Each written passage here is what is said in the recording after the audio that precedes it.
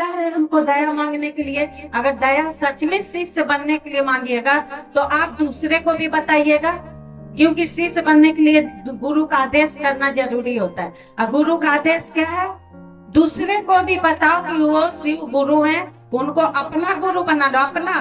तो जब हम अपना समझेंगे तभी तो दूसरे को बताएंगे। कैसे बताएंगे ये बताइए? अभी बोले ना कि बेटा मेरा है तो हम ही परवाह करेंगे, दूसरे के बेटा के लिए हम परवाह नहीं करेंगे। तो अगर अपना गुरु समझते हैं तो हम उनका परवाह तो करेंगे, उनका चिंता करेंगे कि नहीं करेंगे? करेंगे ना। तो दूसरे को भी बताएंगे। क्यों? क्योंकि उनका आदेश है कि हर किसी को बताओ। कहते हैं कहो भला तो हो भला। अपने जीवन में अगर अच्छा हुआ, आप बोलिएगा, आके मंच पर सब लोग बोलते हैं कि हमको तो बहुत अनुभूति मिला है। क्यों अनुभूति? कैसा अनुभूति मिला है? जब मेरा मनोकामना पूरा हो गया, कोई मनोती मांगे पूरा हो गया, तो क्या हम उसी के लिए गुरु माने हैं? हम तो शिष्य बनने के लिए गुरु माने हैं ना दीदी। क्यों माने? शिष्य बनने के लिए। हम शिष्य कैसे बनेंगे? दया तो मांग रहे हैं, पर शिष्य बनने के लिए दया नहीं मांग रहे। सच में आप लोग अपने मन में सोच के देखिए, विचार करके देखिए कि क्या आप लोग शिष्य बनने के लिए दया मांगते हैं? मांगते हैं? कौन कौन मांगते हैं बताइए?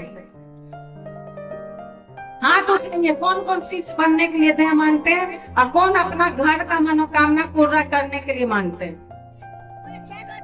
कोई अपने लिए नहीं रखते हैं मनौती कि हमको ये चीज पूरा हो जाए। अगर थोड़ा सा माथा में भी दर्द होता है तो हे शिव गुरु, माथा दर्द ठीक कर दीजिए, हम चर्चा करा लेंगे। हे शिव गुरु, मेरा बेटा को ऐसे हो जाएगा तो हमको चर्चा करेंगे। तो ऐसे शिष्य बन जाएंगे।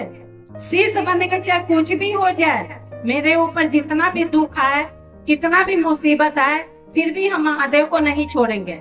अब क्या होता है ऐसे में जानते हैं? जब मेरा मनोकामना रखते हैं ना, और अगर कभी पूरा नहीं, क्योंकि ये तो मन का जो इच्छा है ये कभी पूरा नहीं होता है। एक पूरा होता है फिर 4 वो इच्छा पैदा ले लेता है।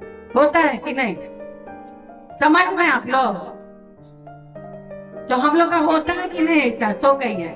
अगर एक इच्छा पूरा होता है तो 4 इच्छा फिर पैदा हो जाता है। तो हमेशा इच्छा ही रखते रहते हैं, तो वो पूरा होना ही शिष्य बनना है। वो तो हमेशा पैदा होते रहेगा इच्छा। तो फिर हम लोग वही मांगते रह जाएंगे महादेव से। फिर शिष्य कब बनेंगे? शिष्य तो हम तब बनेंगे जब मेरा ठीक है, हम मनुष्य है, जगत में है, तो हमारा इच्छा होगा ही होगा। हम लोग अगर कोई इच्छा भी करते हैं तो ये पूरा हो गया। अगर महादेव पूरा भी कर दिए तो ये सोचिए ना कि महादेव का आदेश पर हम खड़े रहेंगे, लोगों को हम शिष्य बनाएंगे। कहते हैं ऐसा, जाते हैं बताने के लिए।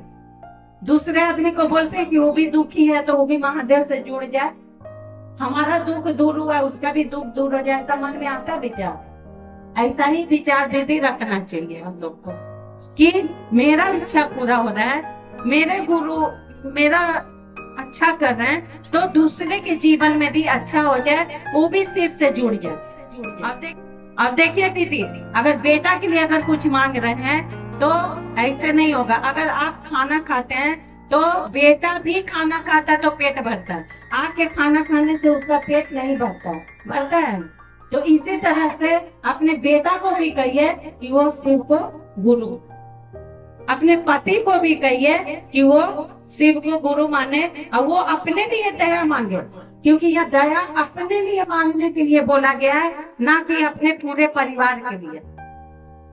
जिस तरह से खाना सब कोई खाता तो पेट भरता है, उसी तरह से दया भी सबको मांगना चाहिए। तो मांगेंगे ना आपसे दया? अपने लिए मांगेंगे ना, अपने बेटा और पोता के लिए तो नहीं मांगेंगे, सबको मांगेंगे। अगर बेटा पढ़ने जाता है तो आपको डिग्री मिल जाता है। दीदी कुछ बात को समझिए, हम लोग को अगर बेटा को कुछ करना है, बेटा को तकलीफ दूर करना है, तो बेटा को ही बोलिए कि वो दया मांगे, वो भी गुरु मान ले, अपना गुरु बना ले।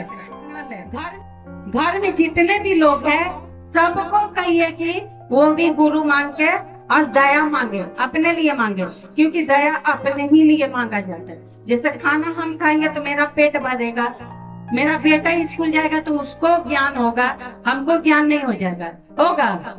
मास्टर जो पढ़ाएगा उसी को पढ़ाएगा ना, कि हमको ज्ञान हो जाएगा, ये बताइए। तो इसी तरह से गुरु भी मानेंगे तो सबको मानना चाहिए, और दया अपने लिए मांगते हैं, शिष्य बनने के लिए मांगते हैं, ना कि जगत का इच्छा पूरा करने के लिए। समझ गया ना, दया क्यों मांगते हैं? हाँ, और दूसरे को भी शिष्य बनाना है, क्यों? क्योंकि वह गुरु का आदेश है, गुरु का आदेश हम लोग को करना चाहिए। तो गुरु आदेशित कर्म हम गुरु के अनुसार करेंगे तो हम शिष्य बनेंगे। जब तक गुरु का आदेश नहीं करेंगे, दूसरे को शिष्य नहीं बनाएंगे, तो हम शिष्य कैसे बनेंगे? बन सकते हैं? नहीं ना, नहीं ना। तो हम लोग दूसरे को भी बताएंगे कि वो भी गुरु माने और दया मांगे और दूसरे को भी शिष्य बनाए। वो उसको भी बताइए कि दूसरे को भी शिष्य बनाए। तभी तो आज अगर साहब अपने तक रखते ये बात, तो क्या इतने लोग दिखते?